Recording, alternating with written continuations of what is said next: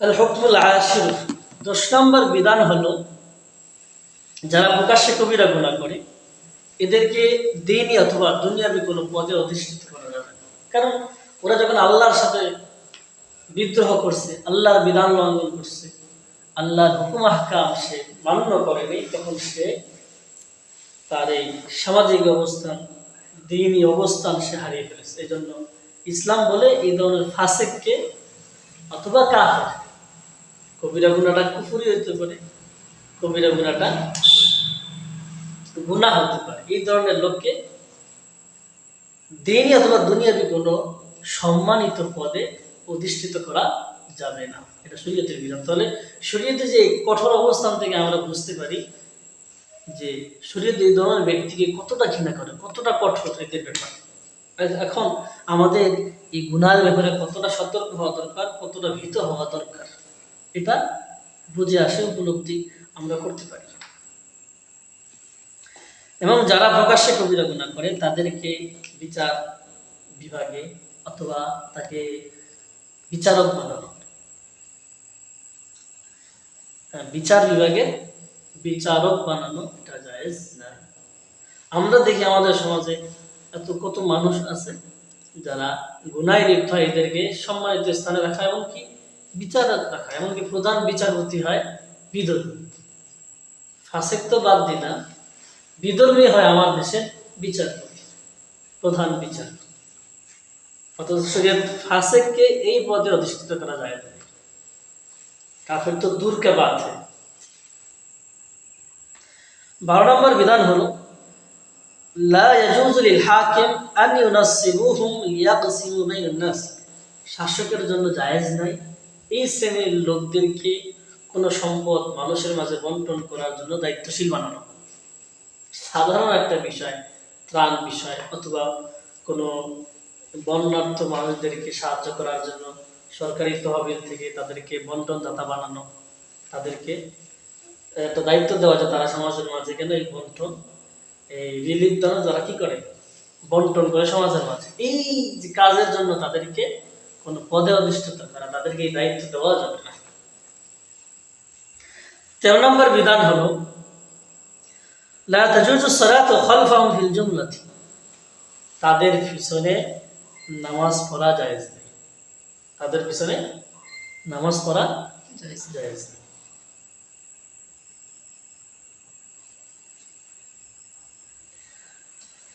জায়েজ নাই এক কথা, পড়লে নামাজ হয়ে যাবে, বাকি মাকরুহ তাহরিম। হানাফি মাযহাব অনুযায়ী কেউ যদি ফাসিকের পিছনে, বিদআতের পিছনে, যে বিদআতটা কুফর পর্যায়ে পৌঁছে নেয়, এর পিছনে যদি কেউ নামাজ পড়ে তাহলে নামাজটা মাকরুহ তাহরিম হবে, গুনাহের পর্যায়ে। তাহলে দেখো এই ফাসিকের ব্যাপারে সে কতটা কঠোর অবস্থা। একজন দাড়িবিহীন লোক যদি, দাড়ি চাচা লোক যদি নামাজ পড়ে, তাহলে তার পিছনে নামাজ পড়লে মাকরুহ হবে, মাকরুহ তাহরিম হবে। তাহলে জায়েজ নাই তার পিছনে নামাজ পড়া। আর যার কেরাত চাই না, জায়েজ নাই তো দূর করে, কিন্তু নামাজ হইব না তার পিছনে নামাজ পড়লে, যার কিরাত কিছুই না। যেটুকু শুদ্ধ হইলে নামাজ হয়ে যায়, এতটুকু শুদ্ধ যদি তার না হয় তাহলে তো নামাজই হবে না। তাহলে যারা প্রকাশ্যে কবিরা গুনাহ করে এদের পিছনে নামাজ পড়া জায়েজ নেই। 4 নম্বর হুকুম হলো একদম ভয়ঙ্কর কথা এবং ভয়ানক কথা, যে আন্না কাবায়িরাহুম তুহবিতু আজরা মা ইউকাবিলুহা মিনাল হাসানাতি আলা সাবিলিল জাযা বিযামবি। যে তাদের কবিরা গুনাহ, যে গুনাহটা তারা প্রকাশ্যে করছে, এই গুনাহটা প্রকাশ্যের সাথেও যুক্ত না, কবিরা গুনাহ যদি কেউ করে, তো 14 নম্বর বিধান হলো আমরা যারা নেক আমল করি, নেক আমলের বিনিময়ে আমরা সওয়াব পাই না, এই সওয়াবটা বাতিল হয়ে যায় যখন সে প্রকাশ্যে কবিরা গুনাহ করে। ইমাম ইবনে তাইমিয়া রাহমাতুল্লাহ আলাইহি বলেছেন পুরাপুরি তার নেক আমল বাদ হয়ে যায় না, পুরাপুরি নেক আমল বাদ হয়ে যায় কুফর অথবা শিরক অথবা ইরতিদাদের কারণে, ধর্ম ত্যাগের কারণে, ধর্ম ত্যাগের কোনো কারণে সেই ব্যক্তির সকল আমল বাদ হয়ে যায়। যদি কেউ মুশরিক হয়ে যায় অথবা কাফের হয়ে যায় অথবা কেউ মুরতাদ হয়ে যায়, তার সকল নেক আমল বাদ হয়ে যায় কুফর শিরক এগুলার কারণে। কিন্তু একজন মানুষ যখন প্রকাশ্যে কবিরা গুনাহ করে তাহলে তার সিংহভাগ নেক আমল বাদ হয়ে যায়। কতটা ভয়ঙ্কর কথা! অতীতে যত নেক আমল সে কামাইছে, এর অধিকাংশ যদি নষ্ট হয়ে যায় একটা প্রকাশ্যে গুনাহ, একটা কবিরা গুনাহ প্রকাশ্যে করার কারণে, তাহলে আমার যে মানে হালতটা কি দাঁড়ায়? সমাজের কত মানুষ আজ প্রকাশ্যে কবিরা গুনাহ করছে, একদম বেপরোয়া ভাবে করছে, অথচ আবার বেপরোয়া ভাবে হালকা মনে করে গুনাহ করা এটাও কুফরি। আল ইস্তিগফা বিল মাআসি ওয়াল ইস্তিহকার বিল মাআসি, গুনাহকে হালকা মনে করা, তুচ্ছ জ্ঞান করা, বেপরোয়া ভাবে করা, এটাও ওলামায়ে কেরাম বলছেন এটাও কুফরি। আবার গুনাহকে হালাল মনে করে করা, ইস্তিহলাল মাআসিয়া, এটাও কুফরি। কতটা ভয়ঙ্কর কথা! তো আমরা দেখতেছি গুনাহ একটা কবিরা গুনাহ যদি প্রকাশ্যে করি, তাহলে আমাদের জীবনের সিংহভাবে কেমন বরবাদ হয়ে যায় একটা কবিরা গুনাহের কারণে, প্রকাশ্যে করার কারণে। কতটা ভয়ঙ্কর কথা! 15 নম্বর বিধান হলো তাদের সাথে বৈবাহিক সম্পর্ক করা জায়েজ নেই যারা প্রকাশ্যে কবিরা গুনাহ করে। নিজের সন্তান, নিজের কন্যা, নিজের বোনকে, নিজের কোনো আত্মীয়কে এই ধরনের ব্যক্তির কাছে বিবাহ বন্ধনে আবদ্ধ করানো, এটাও জায়েজ নেই। নিজের বোনের ভগ্নিপতি আনা, যে নামাজ পড়ে না, দাঁড়িয়ে রাখে না, ইসলামী বিধিবিধানের ধারে কাছেও নাই, নামাজের প্রতি যত্নশীল না, অথবা শরীয়তের কোনো বিধানে সে ধারদারি নেই, এই ব্যক্তির কাছে, এই ব্যক্তির সাথে তার বৈবাহিক সম্পর্ক কি করা, গড়া, এটা জায়েজ নেই। কতটা ভয়ঙ্কর!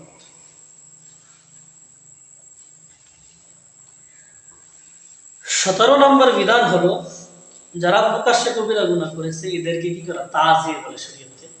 যে বিধান, যার শাস্তি, যে অপরাধের শাস্তি শরীয়ত নির্ধারিত না, একে তাজির বলে। যে অপরাধের শাস্তি শরীয়ত নির্ধারিত না তাকে তাজির বলে। তাজির করা আবশ্যক, রাষ্ট্রীয়ভাবে যাই তাজির করা, শাস্তি দেওয়া। যদি তাজিরটা এমন হয় যে তার এই যে ফাসাদ, তার যে অসভ্যতা, গুনাহ, অবাধ্যতা আল্লাহর এবং সমাজের ভিতরে শৃঙ্খলা তৈরি করা, অপরাধ প্রবণতা সৃষ্টি করা, এইটা যদি নির্মূল করা সম্ভব নয় তাকে হত্যা করা, তাহলে তাকে হত্যা করে এই বিপর্যয়, এই পরিস্থিতি থেকে উম্মাকে, জাতিকে, সমাজকে উদ্ধার করার জন্য তাকে হত্যা করাও যায়। এবার কি ওয়ালাউ বিল কতলি দারআন লিফাসাদিম, এই যে যারা সমাজে প্রকাশ্যে কবিরা গুনাহ করতেছে, গান বাজনা চালাচ্ছে, এদের অবস্থা যদি এমন হয়, এদের পাওয়ার যদি এমন হয়, শক্তি যদি এমন হয় যে তাদেরকে হত্যা করা ছাড়া তাদের এই যে অন্যায় কাজ থেকে, তাদের এই গুনাহের কাছ থেকে এই সমাজকে উদ্ধার করা যাচ্ছে না এবং মুসলিম সমাজকে বাঁচানো যাচ্ছে না, তাহলে একে হত্যা করে হলেও এই সমাজকে রক্ষা করা শরীয়তের বিধান, যদিও তাকে হত্যা করার প্রয়োজন হয়। 18 নম্বর বিধান হলো এই যে যারা প্রকাশ্যে কবিরা গুনাহ করে এদেরকে অপমান করা, এদেরকে লাঞ্ছিত করা শরীয়তে জায়েজ। আর এটা কেন?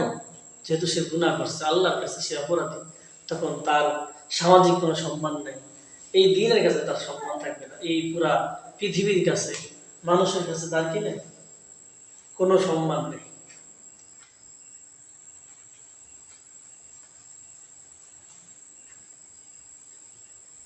উনিশ নম্বর বিধান হলো তাদেরকে সালাম দেওয়া যাবে না। যারা প্রকাশ্যে কবিরা গুনাহ করে, পর্দার বিধান পালন করে না, তারপরে দিনের তাড়াতাড়ি মানুষের সাথে অন্যায় অবিচার করে, সুদ খায়, এমন যত গুনাহ আছে যার বিবরণ এখন তো অসম্ভব না, এমন সকল বিধানের ক্ষেত্রে আমাদের অবস্থান হলো, শরীয়তের অবস্থান হলো যে তাদেরকে সালাম দেওয়া যায়। এখন তো সমাজের পরিস্থিতি এমন, সালাম না দিলে সবাই ক্ষিপ্তে যায়, ছাত্ররা কেন সালাম দিল না আমার, সে ছাত্রগুলো বেয়াদব। তো সালাম এদেরকে দেওয়া সরান জায়েজ নেই।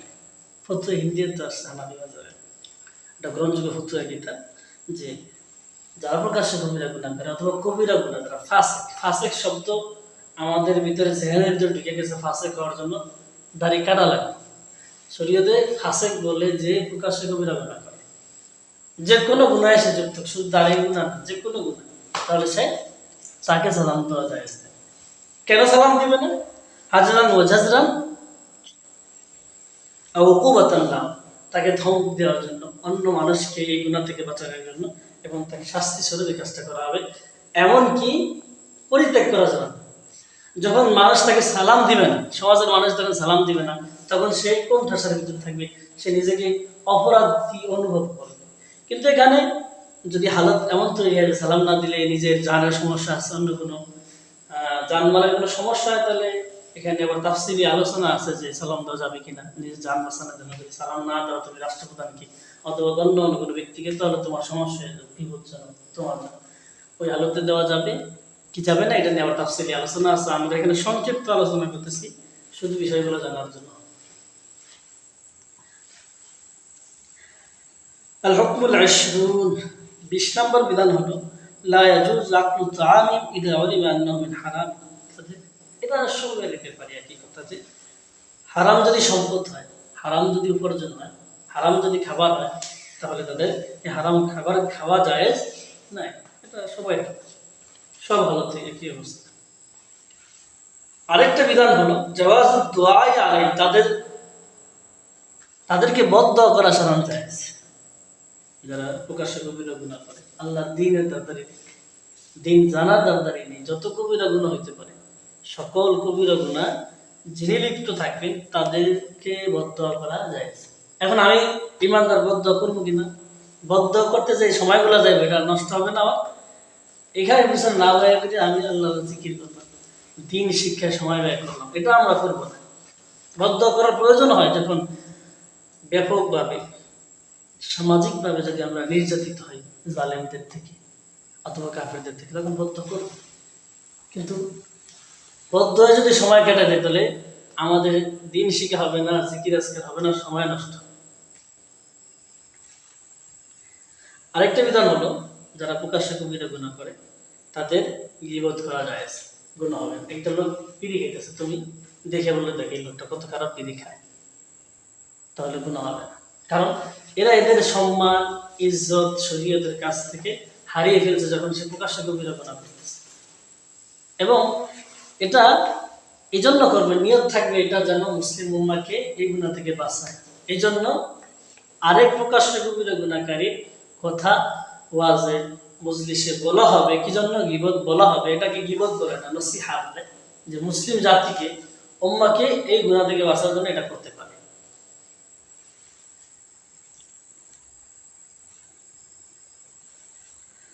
আরেকটা বিধান হলো যারা প্রকাশ্যে কবিরা গুনাহ করে এদের সাক্ষ্য শরীয়তের কাছে গ্রহণযোগ্য না। এরা যদি সাক্ষী দেয় কোনো বিষয়, এই সাক্ষ্য শরআন গ্রহণযোগ্য না। আরেকটা বিধান হলো এদের হাদিস বর্ণনা, এটাও গ্রহণযোগ্য হবে না। যদি হাদিস বর্ণনা করে প্রকাশ্যে কবিরা গুনাহ যারা করে, এদের এই হাদিস গ্রহণ করা হবে না, এটা শরীয়তের নীতিমালা। আরেকটা বিধান হলো এদেরকে পরিত্যাগ করবে সামাজিকভাবে এবং তাদের সাথে চলাফেরা করবে না, এটা নিয়ম নাই। তাদেরকে শাস্তি দেওয়ার জন্য অন্য মানুষকে এই ধরনের কাজ থেকে বারণ করা যায়। তাহলে খারাপ মানুষের সাথে চলা এটা শরআন জায়েজ নেই। কিন্তু এই যে যারা প্রকাশ্যে কবিরা গুনাহ করে এদের সাথে, এদের কাছে ভিড়া, এদের সাথে চলা দাওয়াতের উদ্দেশ্যে যদি হয় এটা জায়েজ। শুধু বন্ধুত্বের জন্য, ঘোরাফেরার জন্য, মজা করার জন্য তাদের সাথে ঘোরা, তাদের সাথে আড্ডা দেওয়া এবং কি ওই স্বয়ং তাদের মতো গুনাহে যুক্ত হয়, এটা তো জায়েজই নেই। তোমার বন্ধু যেন নেককার হয়, বন্ধু যদি নেককার না হয় তাহলে বন্ধুর যে খারাপ প্রভাবটা তোমার ভিতরে ঢুকে, সেই জন্য জায়েজ নেই খারাপ বন্ধুর সাথে, গুনাহগার বন্ধুর সাথে উঠা বসা করা চলা। তারপর আরেকটা বিধান হলো তাদের সাদৃশ্যতা অবলম্বন করা। যারা প্রকাশ্যে কবিরা গুনাহ করে ফাসিক, এরা এমন কোনো কাজ করলো, এমন কোনো কর্ম করলো যেটা আমি গ্রহণ করলাম, তাদের কোনো কর্ম, কোনো পোশাকের স্টাইল যেটা ফাসিকরা করে, অথবা যে কোনো জিনিসের স্টাইল ফ্যাশন, যদি এটা ফাসিকদের সাথেই খাস হয়, তাদের সাথে সুনির্দিষ্ট বিশেষ, তাহলে ওই ধরনের চরিত্র, ওই ধরনের ফ্যাশন অথবা পোশাক পরিচ্ছদ করা যাবে না, জায়েজ নেই। আরেকটা বিধান হলো যদি ছেলে সন্তানের ভিতরে প্রকাশ্যে কবিরা গুনাহকারী হয়, তাহলে এই সন্তানকে অন্য সন্তানের উপরে, যারা নেককার সন্তান আছে তার পরিবারের ভিতরে, একজন ছেলে, একজন বাবার অনেকগুলো সন্তান আছে, এই সন্তানের ভিতরে কিছু সন্তান আছে গুনাহগার, সে গুনাহগারকে কম দেওয়ার সুযোগ আছে নিজের তরকা থেকে, কারণ এই সম্পত্তি সে গুনাহ করবে, এমনকি তাকে বঞ্চিত করা উচিত শরীয়তের দাবি, কারণ সে তোমার সম্পদ পাইয়া গুনার কাজ করবে, যে গুনাহ তোমার উপরে সবসময় লেগে থাকবে, এর কারণে তুমি অপরাধ করবে, তুমি গুনাহগার।